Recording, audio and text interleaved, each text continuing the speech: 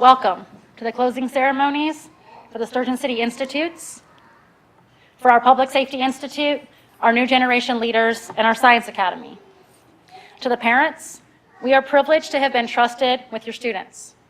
And to the friends and families, you should be inspired by the intensity of learning, the meaningfulness of their work, and the understanding that they will take away from these institutes. Also going on this week has been our Sturgeon City Science Institute. And earlier today, we gave the title of Fellow to those who completed this program. The Science Institute is for rising freshmen, and if you know of anybody you think might be interested, for 2018, the programs will be taking place June 18th through the 22nd, so please keep that in mind. And you can check out information on our website, which is sturgeoncity.org, for next year. To the members of the New Generation Leaders, we encourage you to use the skills you've learned this week, to help assume leadership in this community. You are the next generation of leaders, our new generation of leaders. To the members of the Public Safety Institute, we know you have gained impressive knowledge about the work of the police, as well as fire and emergency services. And to the members of the Science Academy, we are impressed with the work that you have done this week and wish you well in your search for learning. To all participants, we say, you are to be congratulated for your work, and we encourage you to continue to be involved with our programs, projects, volunteer activities, and fun events that we have planned for the summer. I'm Paula Farnell, and I'm proud to be a part of the Sturgeon City Institutes. I'm proud of the partnerships that have created the institutes, which are operated by the Sturgeon City nonprofit, and proud of the support of the City of Jacksonville and the partnerships with the Onslow County School Board in presenting these programs. I would also like to thank and notice Dr. Don Herring, who is the chairman of our board of directors for the Sturgeon City nonprofit. And I would like to introduce Glenn Hargett, our assistant city manager, to give a few brief words.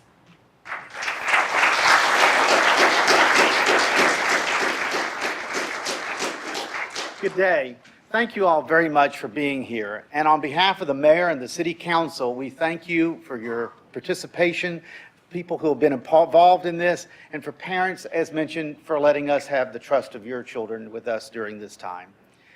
We also want to give great credence to the mayor and council who saw to fund this. As you know, this is operated at no charge to anyone who participates. It's part of the effort that the city of Jacksonville felt that was its moral responsibility to help ensure that what happens on that river is something that we can all be stewards about helping to protect and carry forward. Earlier this year, the Sturgeon City Board learned that the City Council would complete the Sturgeon City Environmental Center, and you'll hear more about that a little bit later on. But it's all part of the effort that we had a very polluted river, we cleaned it up, and we don't want it to happen again. And so we hope today that we're making people who become stewards of the river, people who can help carry that message on about let's protect this natural resource so those who come behind us have something to share. But even more so, we want to make it a demonstration of the investment in youth. There have been 18 groups of people before this group, and many of them have gone on to do some great things. Some of them have given credit to the Sturgeon City Institutes and some of the programs operated by the city with the Jacksonville Youth Council and others as having given them willpower, confidence, and some skills that they were able to use later to advance to even higher locations.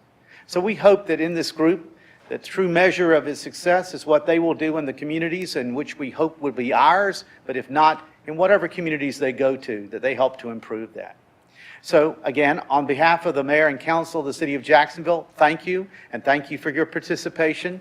And now I'll return it back to Paula Farnell.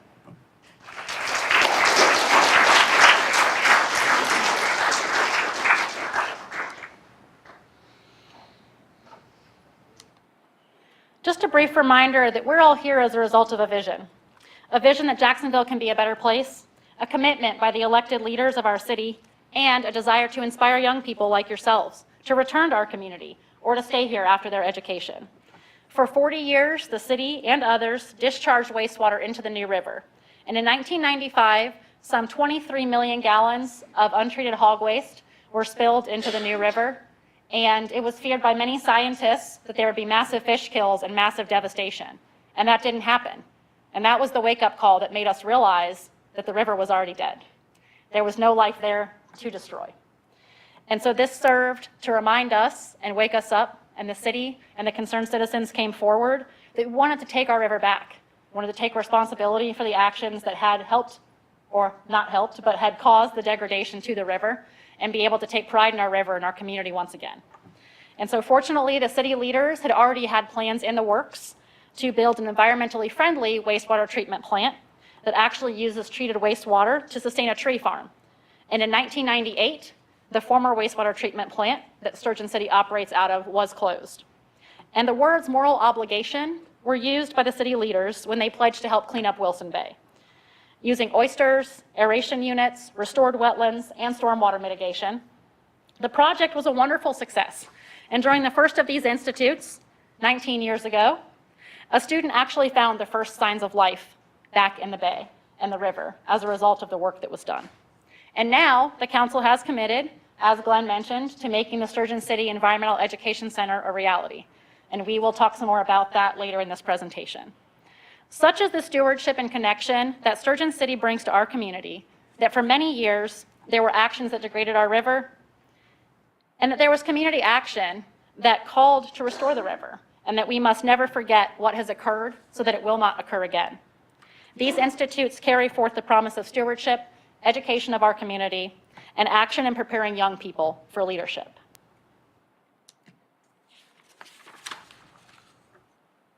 During this week, we have been chronicling a lot of the adventures that your students have gone through. This is actually a screenshot of the Sturgeon City Facebook page, where we have been putting some of these events, as well as other events. You're noticing here on the very top part, we have a solar eclipse party coming up. A few of you noticed the flyers for that as you are coming in. They are outside this door if you're interested in more information on that. But this is a great place to keep up with the nonprofit. And we also have been chronicling all of the photos on Flickr, on the Sturgeon City Institute's Flickr page, which actually contains photos from several years of the Institute. So there are several tens of thousands of photos actually available on that site, which you can just go to Flickr and look up. We are also being recorded right now, and this will be re-showed on G10 and also available on YouTube, this graduation ceremony, as well as some of the videos that were taken during this week, a little snapshot of which you'll get to see later in this presentation as well. So always keep an eye on what's going on with us, what's going on with the institutes, to see all the great work that the youth in this community take part in. We're now going to begin with our recognition. We're going to start off with our Science Academy program. So I'm going to call up Mary Downey, who is the director of the Science Academy this year and has also been our leader for our marine biology group.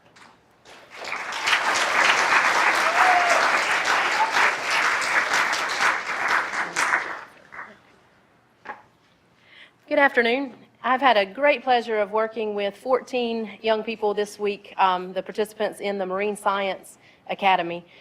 We've had an awesome time. We've done lots of different activities. They're going to tell you about it in just a few moments. I would like to give a little shout out to Dakota for helping me out this week. She's been my assistant, and I'd like to bring my group on up to the stage, please.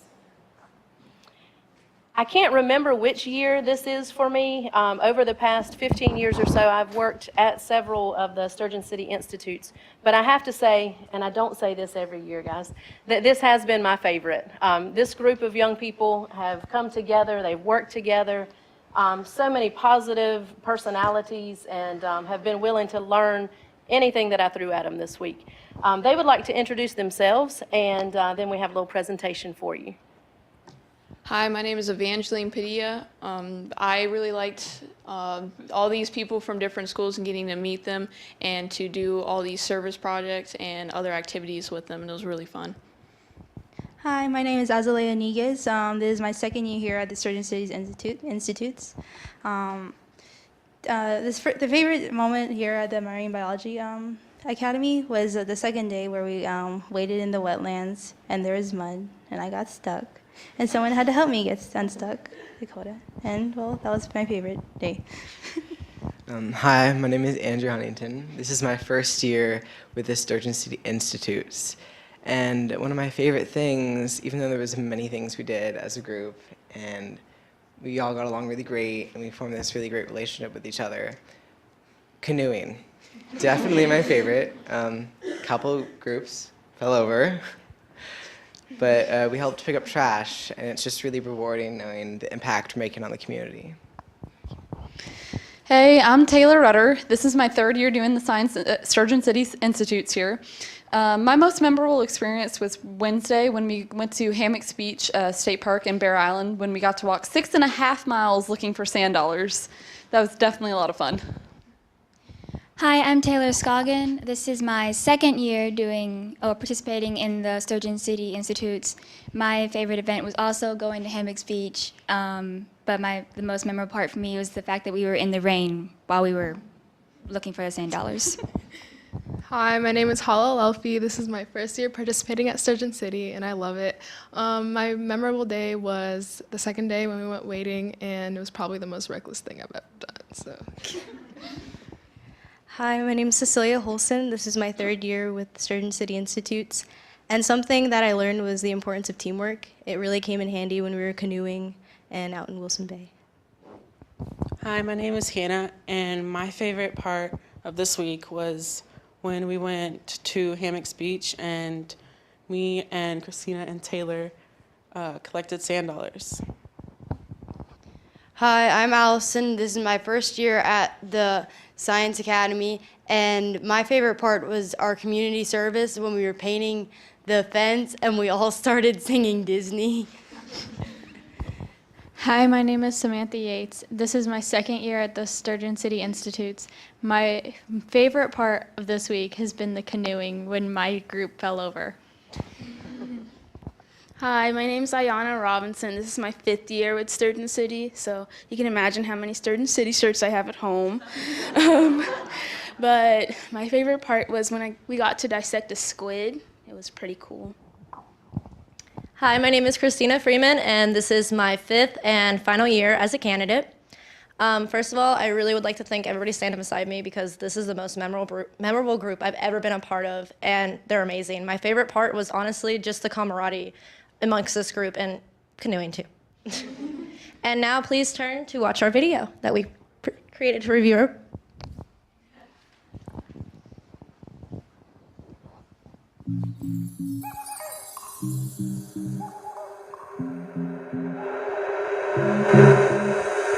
Time to pack my bags and leave. Finally I feel the air I breathe. Hey, so we just got done with day 1, and we had a tour of Sturgeon City and all its background, and it was really hot. And then we went and built these really cool wetlands in a bucket, and we filtered out water, and our group won, so it was lit. But yeah.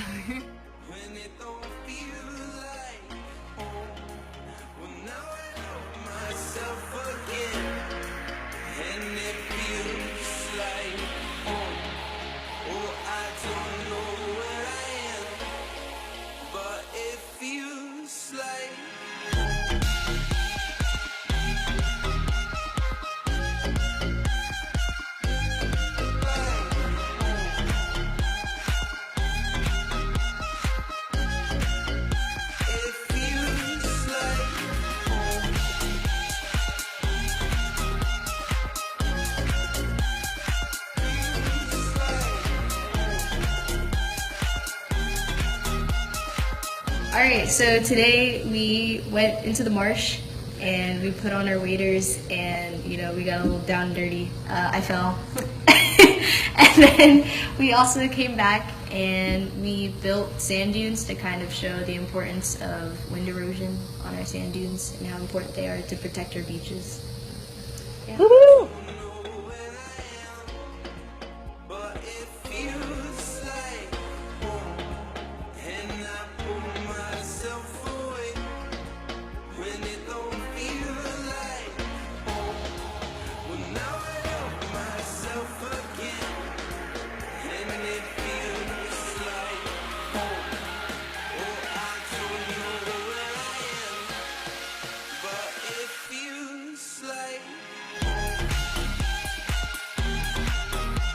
Hey, this is day 3. We just got back from Bear Island. Woo!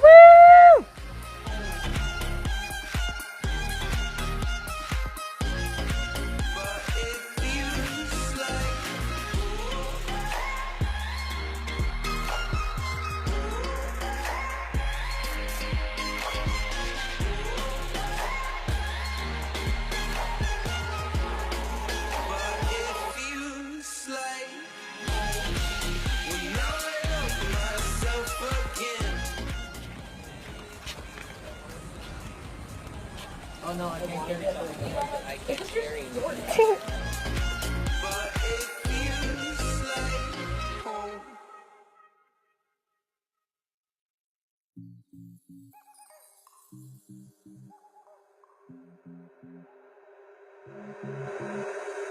Time to pack my bags and leave.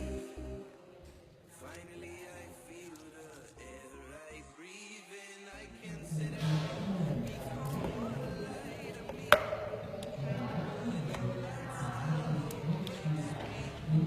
Oh, I don't know where I am, but it feels like home. And I pull myself away when it don't feel like home. Well, now I love myself again, and it feels like home. Oh, I don't know where I am, but it feels like home.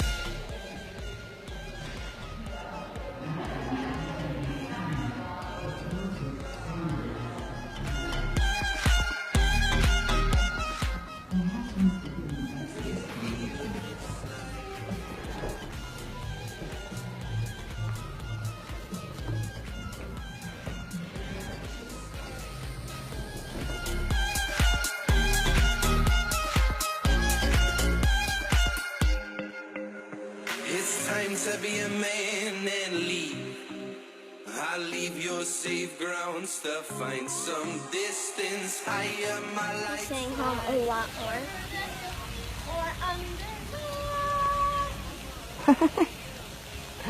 You're doing great. I want to be Alice. But it feels like Woo-hoo!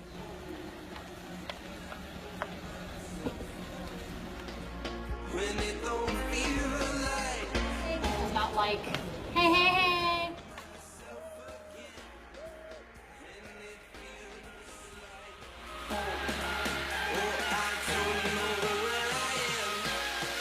but it feels like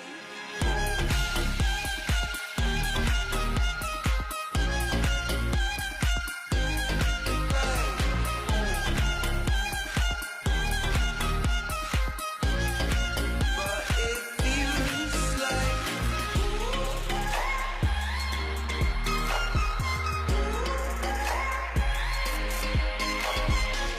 Wait, let me get on. Let me get all those juices. Yeah, Yeah, I noticed that. it's like well, now I love myself again, and it feels like oh, I don't know where I am, but it feels like home.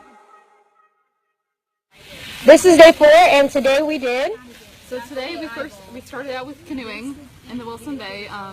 Few people managed to tip their canoes, a couple times at that. Our group managed not to, which is kind of funny considering the Marines went after us, but okay. And then after that, we spent about, an hour or so out here dissecting squids, and we're having fun with the squirty fish, so. Woo!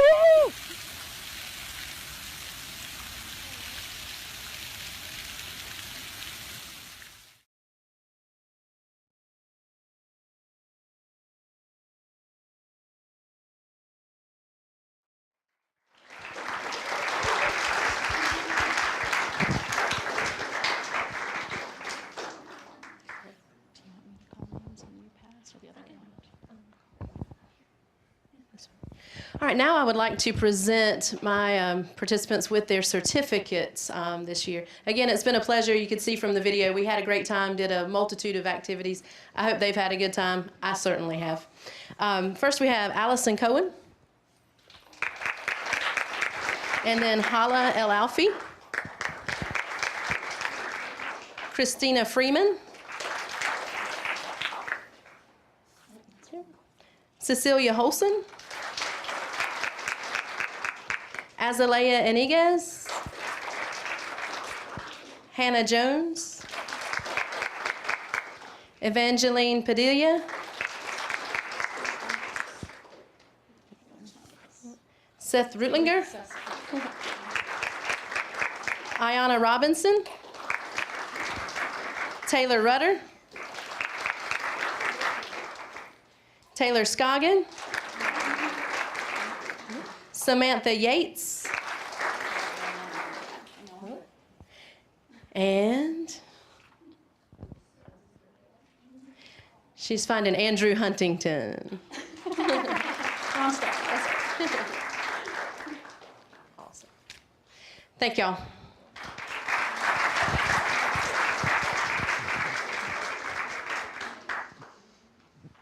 Thank you guys so much. Thanks for enjoying their lovely student-made video that they put together this week. We always love to see the different ways, which you'll get to see throughout this presentation, that the kids come up with to present about the week. We are now going to move on to our engineering group. So I would like to introduce to you Marshall Smith.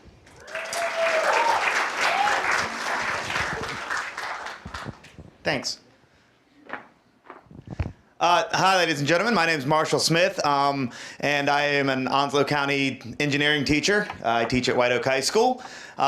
We've had a really good time this week. You're going to see, as the engineering students come up, we're a much smaller group.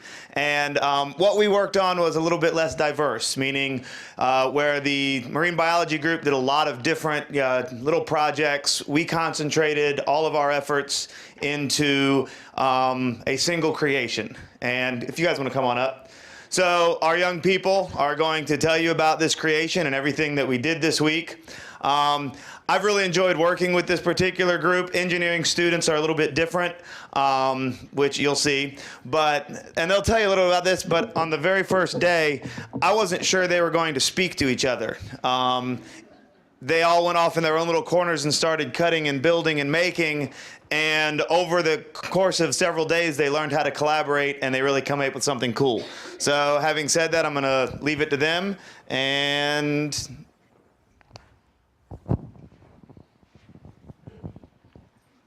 hi, I'm Matthew. I'm here with Amarion, Eric, Amara, and Ariana. And we created over the week, we made a hydraulic cardboard friend named Jamie 7.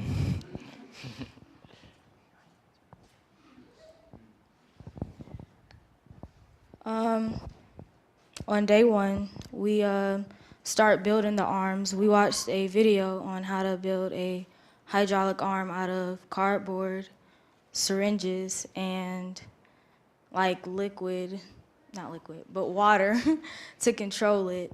And so as we progressed during the week, we came up with more ideas to create the robot. So Tuesday morning, we finished our first prototypes for our arms.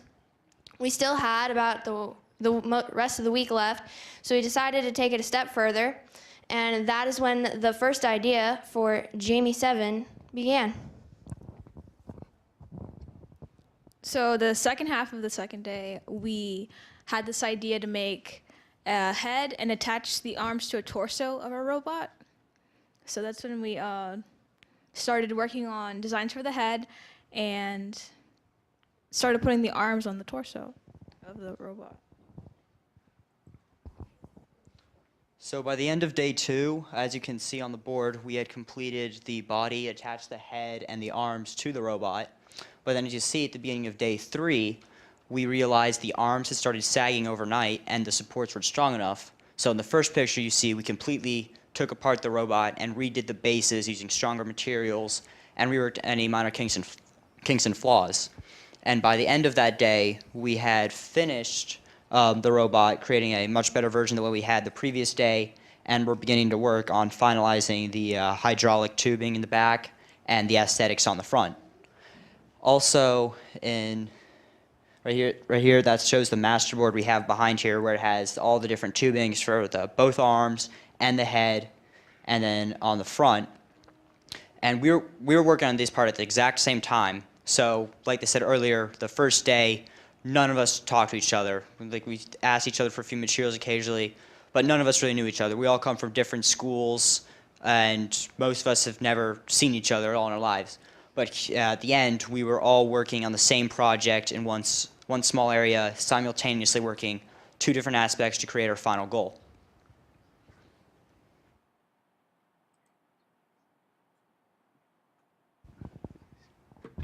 And up here is the sample video of, if you could play, of us finally getting the control panel to work, and at the same time we're working on it at the front.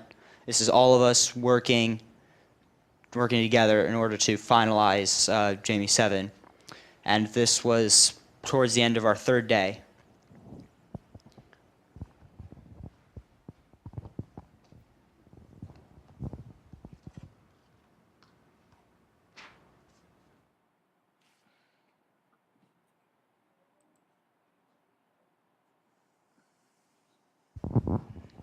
So Thursday morning, we did some community service at Sturgeon City, and then we went canoeing.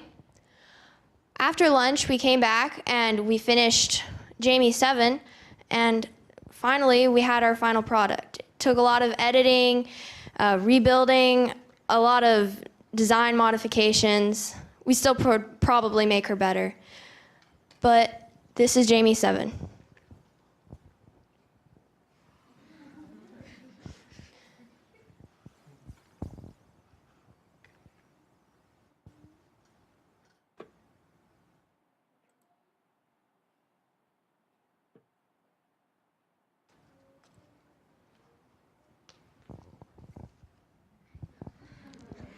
And so what you're seeing now, this is the final day. We had just done the finishing touches, and this is our first time actually making sure everything worked properly, making sure we had nothing left to fix. Because over the course of the week, we encountered a lot of different problems, parts sticking together, not enough supports, as I mentioned earlier, and the head kept getting stuck. And it took us 3 days to figure out there was just a tiny piece of glue on the back getting caught in the eyebrow. We're the engineering part of the Sturgeon City Science Academy. So thank you for coming, everybody.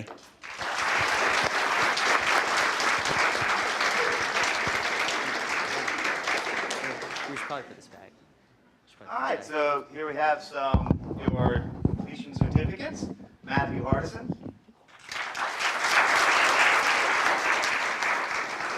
Eric Rudka.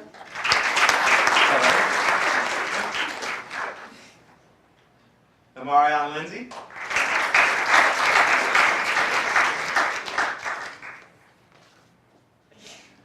Amara Moeller. And Ariana Tucker. And that's Jamie 7.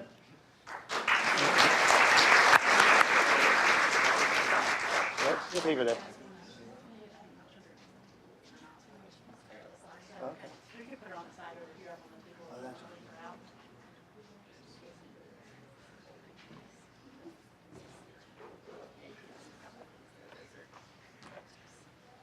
Okay.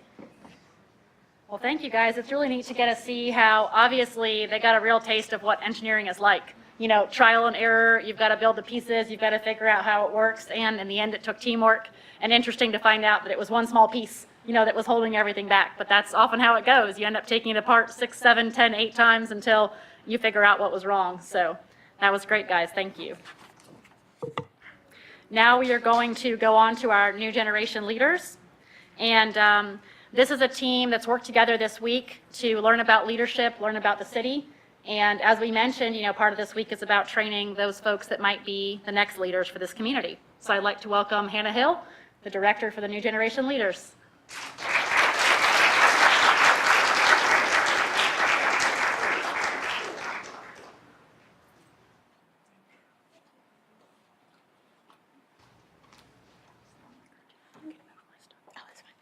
Good afternoon. My name is Hannah Hill, and I've had the pleasure of being the instructor of New Generation Leaders this week. New Generation Leaders is a unique institute where they learn about leadership in the community as well as developing their own leadership qualities. These 4 young ladies wanted to share their experiences with you, not only by speaking with you today, but we also created a short commercial to get students and parents alike to look into New Generation Leaders next year. So after the commercial, you will hear from these 4 ladies. Are you tired of the same routine every day, scrolling through the same stuff online? Do you want to be more active in your community? Well, we have a solution for you.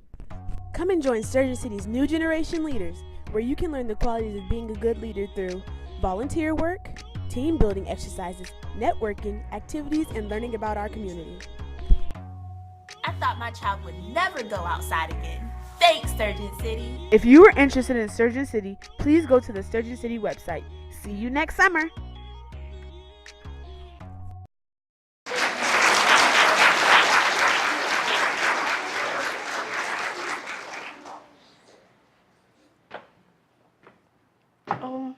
Hello, my name is Shamar Moore. I am an upcoming junior at Northside High School.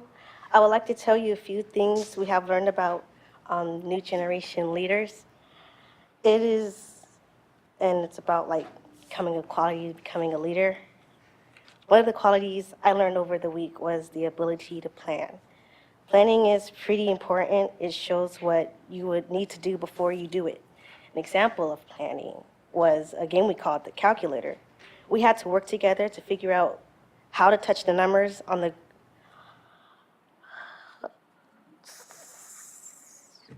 ground. There was many different rules for us that took us time to win the game, so we can come up with a solution. And when we did it, we won it.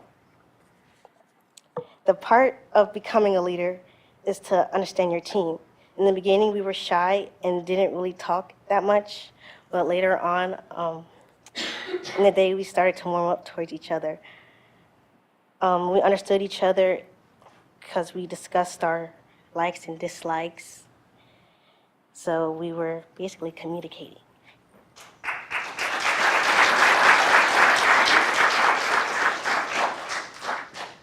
Hi, my name is Shaitara Hodges, and I am a rising sophomore at Jacksonville High School.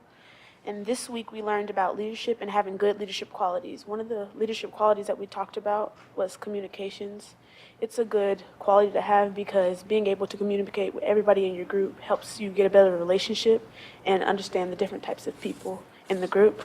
Communication helps everything get done quicker and is more orderly.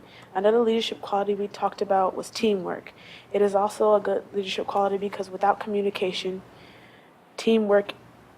without communication, there would be no teamwork. Teamwork is a quality that helps everyone in the group feel included and not just one person doing all the work. And it encourages everyone to be active in the project.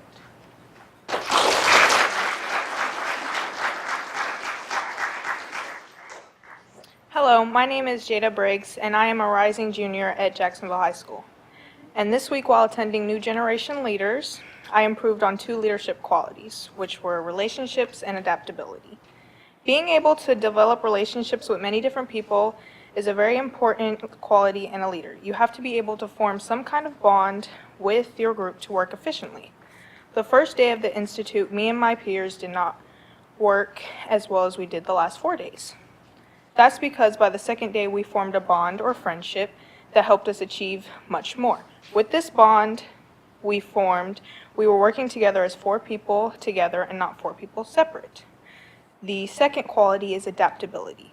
Adaptability is your ability to change, whether it's from your set idea or your set plan.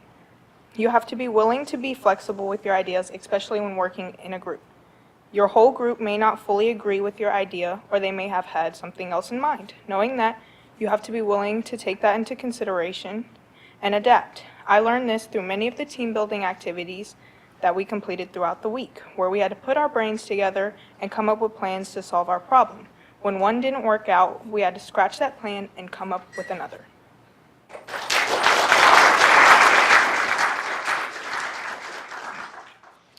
Hello, I'm Samari Morrison. I'm a rising senior at Jacksonville High School. And the skill I developed this week is decision making. This whole week, Ms. Hannah was giving us a choice of things we wanted to do, and we as a group had to decide what we wanted to do. In the beginning of the week, I was just going along with the group's decisions, but by the end of the week, I was actually coming up with different activities. Another skill I learned was public speaking. I could never speak in front of crowds of people.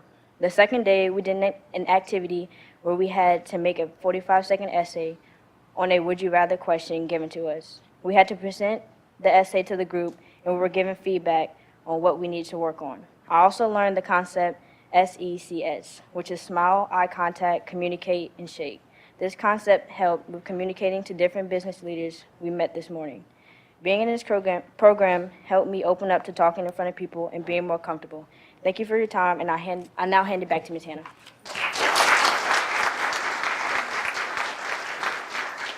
I would just like to say before I give the certificates publicly to everybody that I am so proud of these four. The first day, I never thought that this would happen, them coming up and speaking in front of the group, but they did an excellent job and an excellent job this week.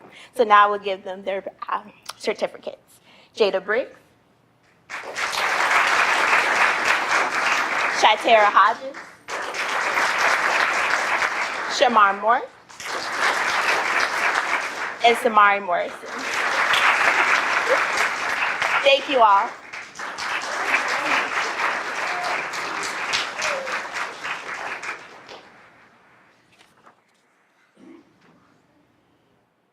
Again, just a great reminder of what some of these programs do. Like she mentioned, you know, the students learn these great skills. They also learn to work together. You're hearing kind of a running theme there, which, as we all know, is an important life skill in many ways. So that's a great benefit of this program as well. And with that, I would like to move on to our Public Safety Institute. And just keep in mind that police work is more than what we see on television. And so I would like to introduce Officers Brown and Kluge, who are going to tell you a little bit more about what their students learned this week.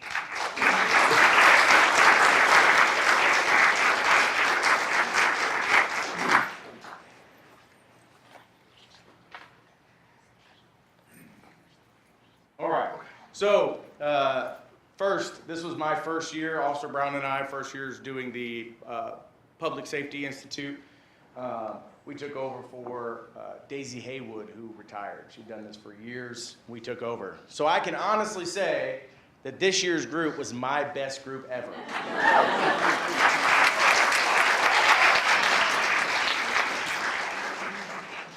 Hopefully that'll remain the same as we move into each year. We're going to try to keep improving. In fact, if anybody's interested, pass the word, because our students told us what they want next year, and that's what we're going to make happen for next year. So I don't want to tell too much about what they did, because the way they set up their presentation for today is a little bit of what we learned each day. So I don't want to take away from them. Did you have anything to add before we move on? I do not. I just want to say that I want to thank the students. We had 18 of them, and I wanted to thank them for making our first year fun, and it was easy to teach these guys. It was easy to tell them. They were highly involved, and that's all we ask: participation. And hopefully, they come away with a little bit more. Even if they're not interested going into police work or firefighter, EMS, things like that, a little bit better understanding of what actually goes on behind the scenes. And they got some pretty in-depth behind the scenes looks, and which you'll see during their presentation. Come on up, guys. Everything he said was true except for day one, like every other class. These 18 kids from all over the county, and about a third of them homeschool. You can imagine they didn't immediately mesh, but after day one, made it happen. They stepped up. All right.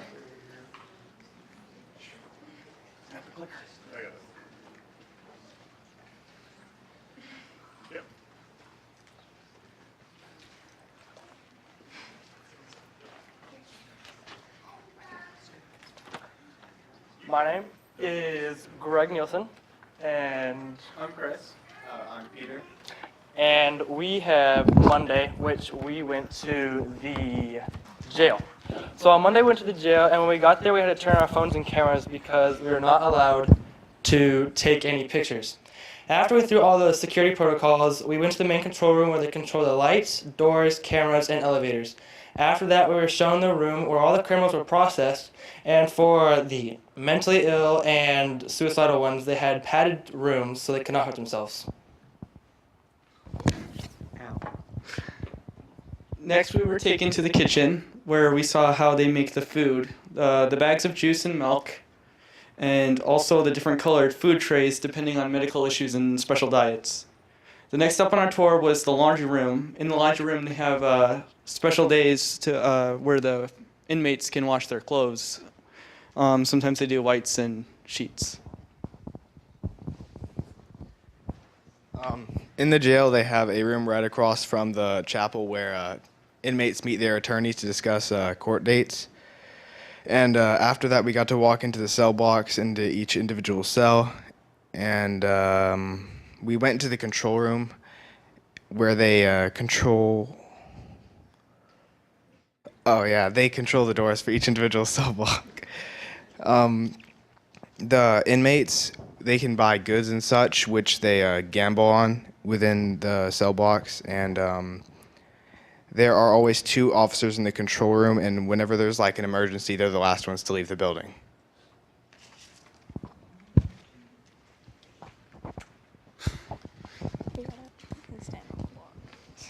Okay, I'm Madison. This is Diana, and this is Maddie. So this week we learned about many things, one of them being domestic violence. There are different types of relationships that domestic violence occurs in. Some of them are parent to sibling, spouse to spouse, sexually active couples that live together, and even sibling to sibling. There are many different types of domestic violence. One of them is intimidation. Intimidation would be breaking their belongings, making him or her afraid by using actions and gestures, abusing his or her pets, and displaying weapons around him or her.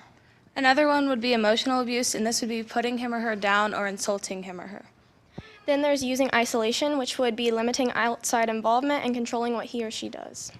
Another is minimizing, denying, and blaming. This is making light of the abuse, saying he or she has caused it, and is making it sound as if it was okay. The next type would be using the children, and this would be threatening to hurt them or take them away. And then there's using male privileges, which would be saying he is bigger or stronger and treating her like a servant. And there's economic abuse. This is not letting him or her get a job, giving them allowances, or even making them ask for money. And the last one would be threatening, and this would be threatening to hurt them or threatening that if they do leave, then they're going to commit suicide. Domestic violence is a real problem here and around the world. If you are involved or are aware of someone who is involved, do not be afraid to reach out.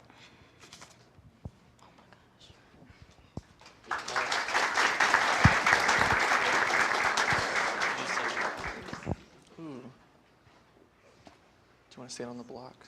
Yes. Okay. I'm Tucker. I'm Deshauna. And I'm Casey. In the news recently, there have been a lot of shootings involving police. But what most people don't understand is the quick decision making that officers have to make in order to protect the rest of society. We went to the Jacksonville Police Department training building to experience the kind of shoot, don't shoot scenarios that police officers deal with on a daily basis. We were put in different types of simulations, and based on the things we have learned in our own judgment, we had to decide whether it was necessary to shoot or not to shoot. We experienced active shooter situations, attempted suicide turned attempted homicide situations, and many other quick decision-making scenarios. Here on the screen, as you can see, this is the scenario room that we went to, and they have a fake gun, fake taser, and on the bottom picture, you can see that's the scenario room that we went into, and there is Sergeant Silence explaining to us how to work the scenario room.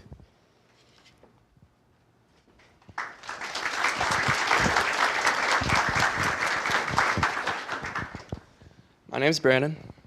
I'm Justin. I'm Matthew, and our group decided to talk about traffic stops and what you need to do as an officer in that situation. On Tuesday, Officer Brown, Officer Kluke, and Officer Lofton demonstrated a traffic stop and let us do some ourselves. The most important thing to remember when making a traffic stop is to first call it in with your location, the car's license plate number, the make and model of the car, and the color. You also have to think about where you are on the road. Some things to consider are the visibility, traffic escape routes for the suspect, and also some routes for yourself as the officer. After you pull over the vehicle, you want to approach the vehicle slowly and cautiously. When you speak to the driver, you want to sound in control, but also speak to them like they're a person. You don't need to be aggressive, and you don't need to use fancy language. You can just talk to them normally. After you assess the situation, you want to walk back to the car the same way you approach it at the start. From there, you handle the situation accordingly. There are many ways stops can go bad and many ways they can go good. Police officers have to think several steps ahead to prepare for any situation.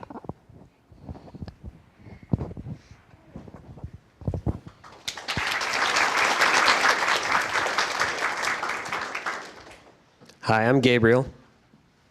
I'm Christopher. And I'm Javon. We will be telling you about 2 things we did. One was canine. Canine units are used in a variety of ways like search and find, search and rescue, and apprehension. Labs are usually used to find drugs, dead bodies, and people in delicate situations. The canine unit we got to see was named Hooch. And Hooch is a Belgian Malinois, a very fast and powerful breed of dog. And one of the things Hooch did was we had one of the students take a fake gun and toss it in the middle of the football field, and Hooch found it in under 10 minutes. Up on the screen, you can see pictures of him when he was ordered to apprehend a suspect. We enjoyed the privilege of seeing a canine unit in action, and we hope we helped you learn something new and exciting.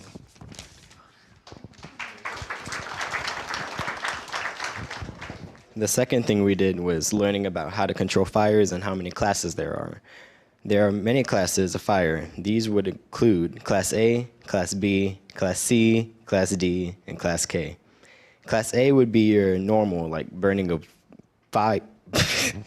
burning of wood and paper. Class B would be liquids like oil, grease, gasoline. Class C would be your electrical outlets. If an outlet catches on fire, shut down the power so the fire diminishes. Class D, you're not likely to see. There are special metals that if you use normal fire extinguishing stuff like water or CO2, the fire will actually burn hotter and faster. A Class K fire would be your casual, commercial, normal kitchen fires. And here are the steps if there is a fire in your house. First, you call 911, then pull the pin from the extinguisher, squeeze the silver grip, the top comes down and the bottom does not come up. Then pull the nozzle at the base of the fire, and then start sweeping 6 feet from the fire, then slowly move closer. And that's all about what you can do at your house. The professional firefighters have all sorts of tools like fire trucks. They've got a lot of different forced entry tools. And they don't fight a fire all 24 hours of their shift. So when they're at the fire station, they've got a kitchen, a mini theater, and private bedrooms. But I would say they earned it.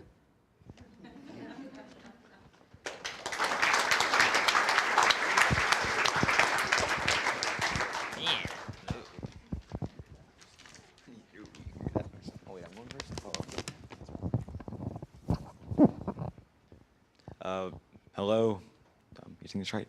I am Marcus, and I'm Sephora. I'm Matthew. And our group decided to talk about the POPAT, or the Police Officer Physical Agility Test. The POPAT is an agility test someone must take to become a sworn officer, and darn it. The POPAT consists of 2 sections. The first section must be finished in 6 minutes or less, while the second section must be completed in 3 minutes or less. And the challenger of the test must first sit in a chair, and when told to begin, will run 40 feet back and forth twice. Afterwards, doing an obstacle course that contains that during the obstacle course they have to jump a ditch, climb a fence, and go under a obstacle, like in the second picture, or not the second, first on the left. After doing the obstacle course, they must roll with a 100-pound bag and do 20 push-ups.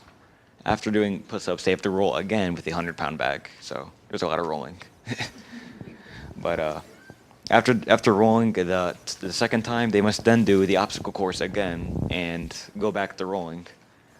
Or no, not rolling. 30 step-ups first, then roll. So after rolling the third time, they have to do push-ups again, the 20 push-ups, and roll for the final time.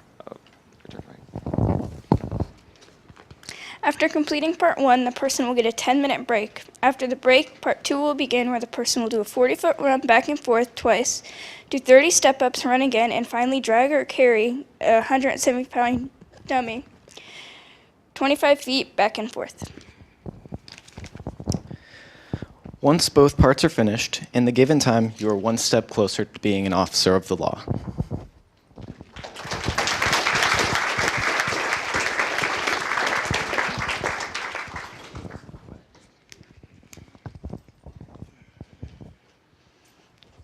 All right, well, thanks again for all you guys' hard work. Our group picture at the end, how do we click through that? Because everybody said it was a bad picture. All right, let's get that down. All the kids agreed it wasn't very great. All right. So, one at a time. Do we have the names? Yep. Oh, Brandon Brooks. Congratulations. Matthew Burr.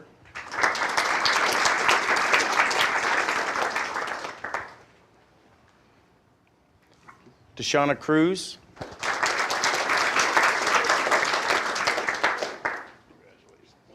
Still did an outstanding job on this thing. Christopher Huntington.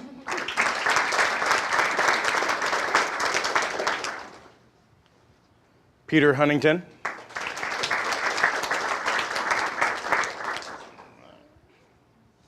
Marcus Kent. Madison McDonald.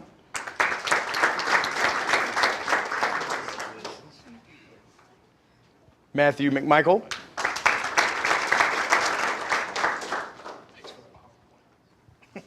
Diana Nielsen. Gregory Nielsen. Tucker Ramsey.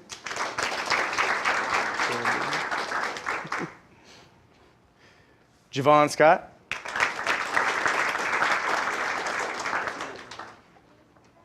Justin Sloan.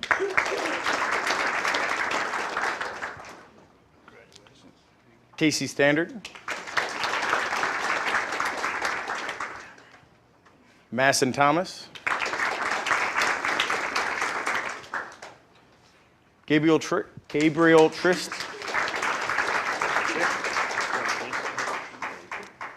Whew. Christopher Van Essen-Delft. Did I get it right? And Zipporah Van Essen-Delft. All right, one hand again for all the campers.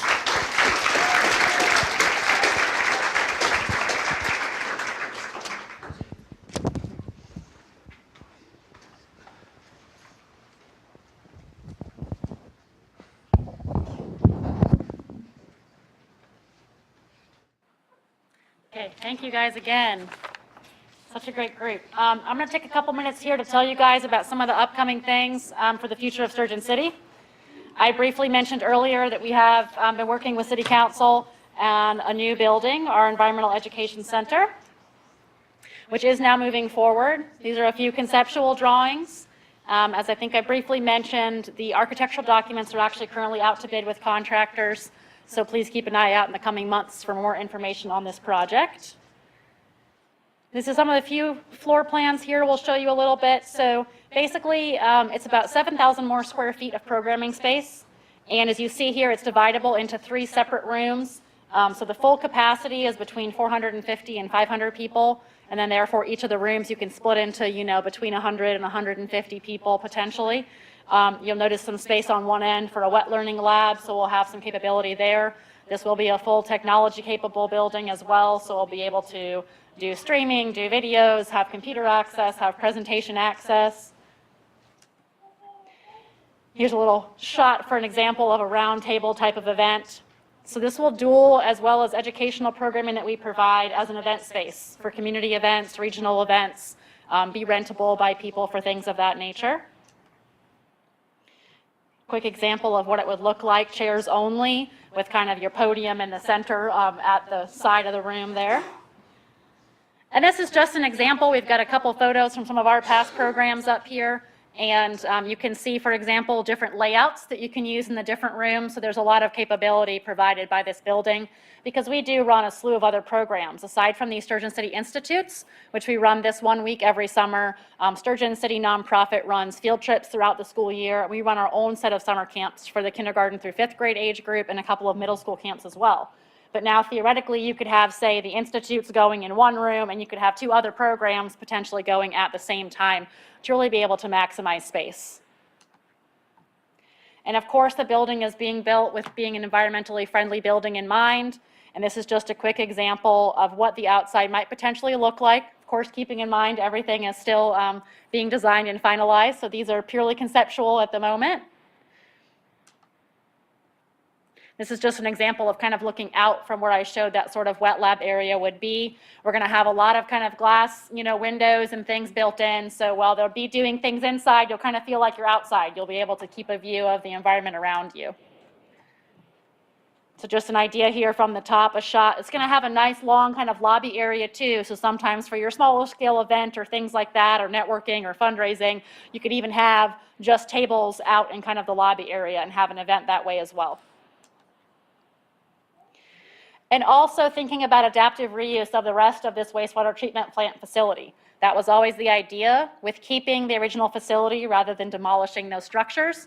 This is a potential of reuse of the clarifiers. Those of you who've been on our site know that they have been currently turned into sort of display gardens full of water with fountains, with some fish in there, with some native plants displayed as well.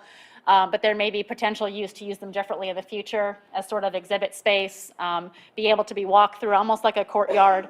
We really want this to become a destination for people, not just when they're there, say for a set program designed for their attendance, but also just to be able to visit and to come learn our story. Some potential ideas for the former bio tower to be repurposed into an exhibit space. Shored up, using the space inside, build some exhibits, tell the history, tell the story about what happened and the responsibility and the actions that were taken to clean it up, where we came from and where we're hoping to go. Just another shot of that, hopefully still displaying some of those old bio balls. Those of you that have toured our facility and gotten to see these, they're kind of a little piece of the history down there, so we'd love to have those to learn from. And potentially some kind of platform on the top where you could get it. It's a great view of Wilson Bay and out towards down the river towards the ocean, towards the bridge for those of you that have been up there. So make that more usable by the public as well.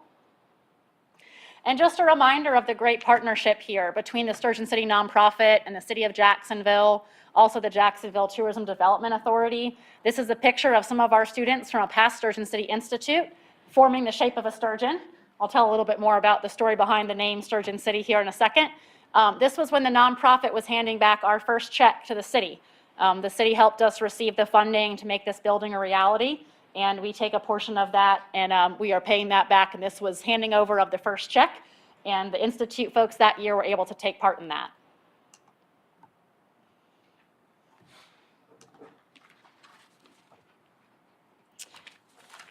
And now I believe we are going to talk a little bit about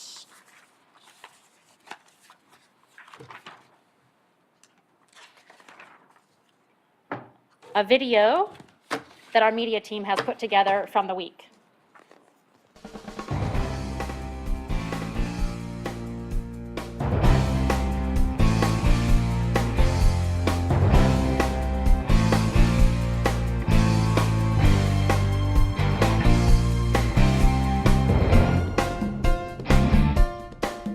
The goal of Sturgeon City is to help students and the public learn basically from the past mistakes that were made. We operate at the former wastewater treatment plant for the City of Jacksonville, which had formerly polluted Wilson Bay, and restoration and cleanup efforts were done, and so now the main goal is to continue those efforts as well as to teach people about our past mistakes so that they will not make the same mistakes again in the future.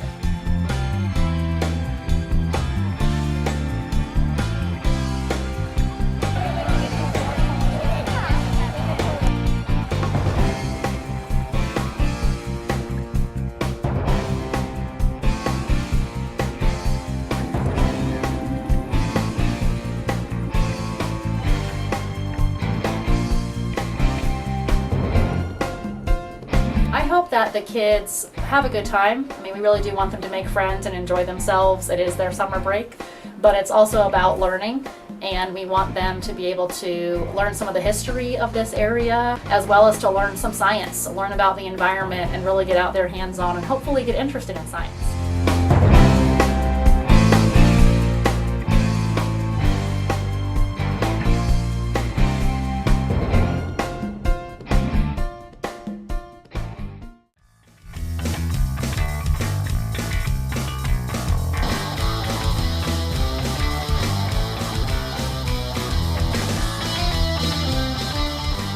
so far, yesterday was kind of an introduction. And we did a tour of the public safety building to include the fire department. They got to see the evidence room, the records department. They went upstairs and they got to see the dispatch center, which is like the hub of everything. Every time you call, that's who you speak to, is the men and women that work up there. And they were in that room where they control the traffic lights and they can view the traffic cameras and they can see real time, what's going on. They went over to the fire section, and the fire department gave us a really good tour of their facility, from everything, and it explained all the equipment. They did a fantastic job with each of the vehicles that they explained and all the tools that are on them. And from there we went to the jail, which I think was their favorite part of yesterday. And this morning we're doing traffic stops. Every officer, almost no matter what division they're in, they do traffic stops. It's one of our most common things that we do. I hope they get a better understanding of who we are and what we do. We're people. We're not just there to give you tickets. We're not just there to arrest you. Because I think that's the most important thing. Everybody sees what we do. They don't really know why we do it. So this is our chance to explain why we do it.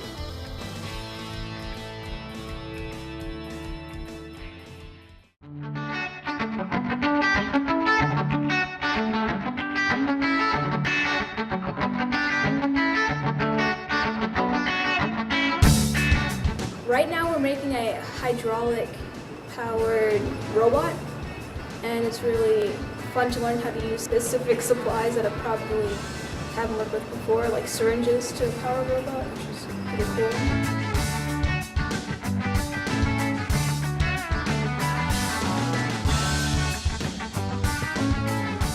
I really like the fact that Mr. Marshall, he's very energetic and exciting.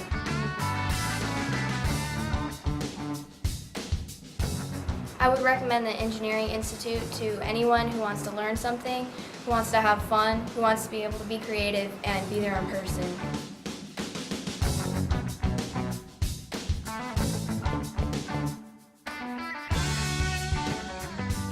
New Generation Leaders is just getting the students to work together and learn new things about their community and about themselves, how they can be leaders in the community and when they go off to college. So we do community service, networking with city officials, tours in different community places.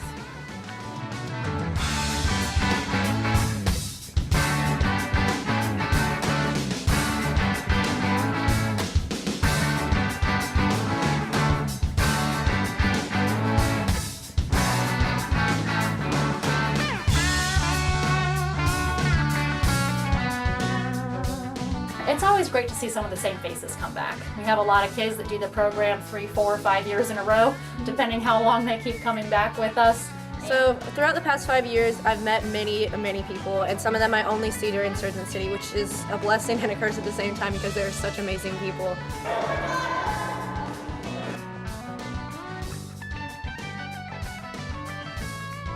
I wish we had like an education camp, like Future Educators of America, like teachers, how to teach, to be training and all that kind of stuff.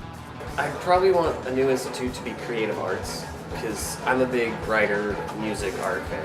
An institute just for like just creating things, not just robots, but maybe like sculptures or things like that, creatively, arts. Like more like environmental biology, like if they haven't done that already.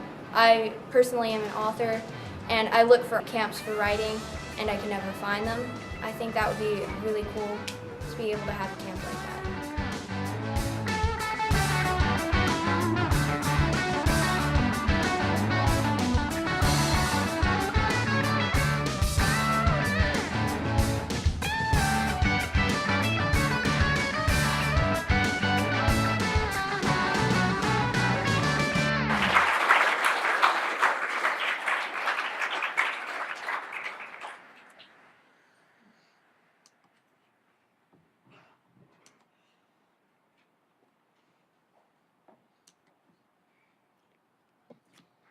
I'm going to actually take a brief second before I introduce you guys.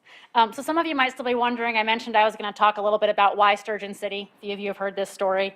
Why that name in particular, get asked this question a lot. So sturgeon are a fish. They're actually a bottom feeder. They're a great keystone species.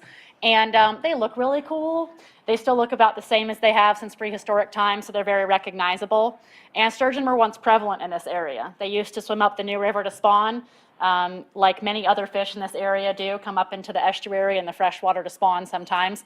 But they used to be very prevalent, and we hope to bring them back. So the goal was always that this is for the long haul. You know, we're not just going to clean this up and teach now, 19 years of Sturgeon City Institutes and then wash our hands of it. We're going to stick around, and we hope that one day we can actually bring them back. That would be a great tribute to this area, to recognize the efforts put forth by this community and by the city officials involved, because this was once a prevalent fishing area. It's coming back to that. It's been very successful so far, the restoration has. Those of you that know the area, I mean, people travel here to go fishing, whether it's kayak fishing or on their boat or do a tour or visit our beaches, and we want that to be known. We want our area to be known for that, for our quality of life and for the life in the river. And so we hope that we can bring those sturgeon back one day. And there are many different varieties of sturgeon, different species. And so that's also a great symbol of the fact that we work to include everybody, be all-inclusive with all different types of people in our programs and our actions and in our community. We're a very diverse community here, and that's important to us as well. And so we hope that that's one of the things that students will take away from this as well. And with that, one of the superb ways of being involved, we're talking all about these students learning more about our community and becoming valuable members of our community, is to be a part of the Jacksonville Youth Council. And so I am going to introduce Christina Freeman and Taylor Rudder and Hala El Alfi and Evangeline Padilla to talk to you guys about the Youth Council. Hello, my name is Christina Freeman, and I just recently graduated Jacksonville High School. And this is my fourth and sadly last year of being part of the Jacksonville Youth Council.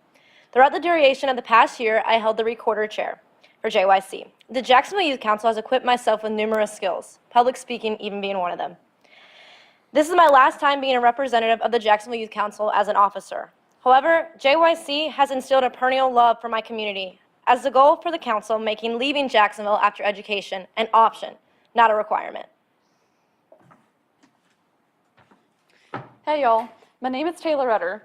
After being in the council for 2 years, I now hold the White Oak chair. Jacksonville Youth Council elects their own officers every year, and this makes having a voice obtainable. This group has allowed myself to grow personally through the National Day of Service, college tours, and youth summits. The people that stand here with me can attest to the importance of JYC when it comes to the involvement of the community. Hello, my name is Hala Elfi. This is my first year being a part of the council. Currently, I am a member of the Youth Council. Many people have asked, what is the purpose of the Jacksonville Youth Council? And while there are many, the most prominent one is to give a youth a voice. Through involvement with the community and hosting regular meetings, JYC promotes affinity for the love of Jackson. Hey, my name is Evangeline Padilla. This is my first year of being a part of Jacksonville Youth Council. With your help, we can make a greater difference in our community. If you want to join, then please contact Site Coordinator Lily Gray to find out about meetings, programs, and event dates at lgray@jacksonvillenc.gov or 910-938-5286. Be sure to check out the Jacksonville Youth Council on Facebook.